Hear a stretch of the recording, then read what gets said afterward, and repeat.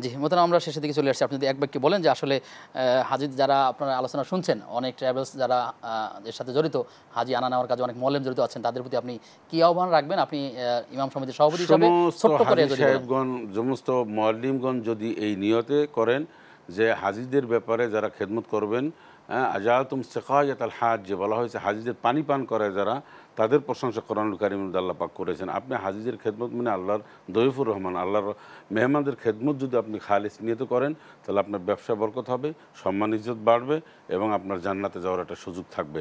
আর এর বাইরে আপনি করবেন নিজের শুধু টাকা পয়সা ইনকামের জন্য এবং আরও অন্যান্য যে কাজগুলি আছে সেগুলি যদি করেন, তাহলে ব্যবসা বাণিজ্যতে বরকত হবে না, খালি লস আর লস, যেটা আমরা শুনতে পাই।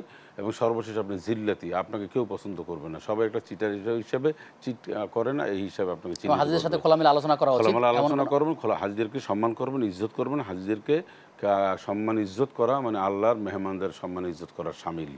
অর্থাৎ এটা বিবেচনা রেখেই সমস্ত মুআল্লিমরা মনে রাখবেন, আপনি আল্লাহর মেহমানদেরকে সেবা করছেন, এই নিয়ত আপনি করুন। যারা এই সফরে আছেন, আল্লাহ তাআলা তাদের হজ এবং উমরাকে কবুল করুন। যারা সেবা দিচ্ছেন, আল্লাহ তাআলা তাদেরকে সুস্থ রাখুন, তাদেরকেও পরিপূর্ণ যাচাই দান করুন।